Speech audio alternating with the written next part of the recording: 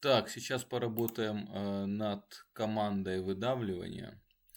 Создаем новый файл, подсвечиваем все плоскости, заходим в эскиз, создаем эскиз, выбираем плоскость эскиза, создаем вот такой прямоугольник, завязываемся за начало системы координат, вот в таком виде пусть он у нас будет.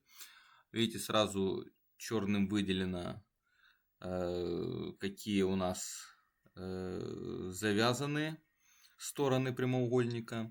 Даем размеры, пускай будет 100 на 50, а пусть будет 60. Хорошо, теперь делаем окружность, задаем. Сейчас пока вот в таком виде сделаем. И вторую окружность сделаем напротив центра этой же окружности, создаем ее. Вот она у нас есть. Хорошо. Теперь включаем ограничения. Во-первых, по размерам у нас будут здесь диаметр, ну пускай будет 30. Потом мы говорим, что эта окружность, держим Ctrl, и эта окружность будут одинаковые, то есть эта окружность тоже диаметр 30 будет. Задаем центр расположения этой окружности на расстояние от этой стороны прямоугольника, ну пусть будет 35, и на расстояние от этой стороны на 30. Пусть будет так, хорошо.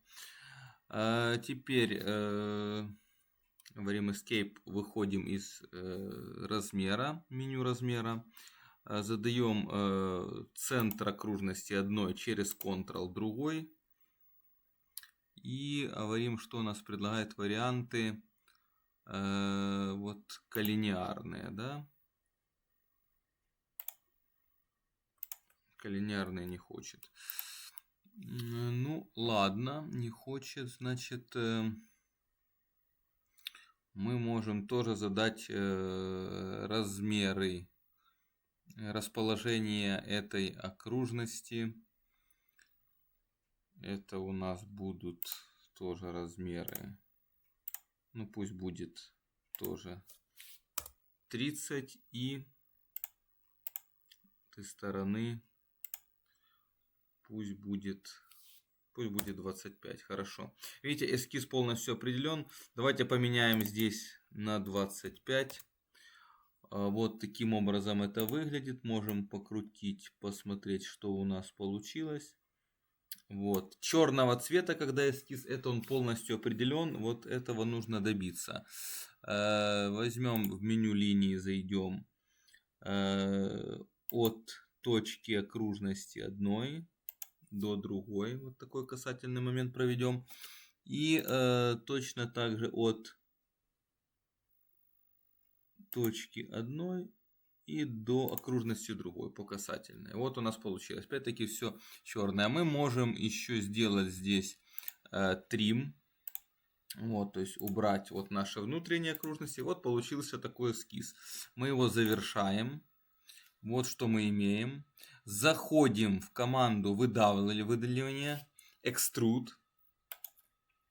Выбираем наш профиль. Вот мы на него выбираем. Так. И говорим, насколько, здесь можно поиграться, например, в одну сторону, насколько мы хотим его вытянуть. Вот мы начинаем тянуть. Ну, пускай будет на 15, так и оставляем.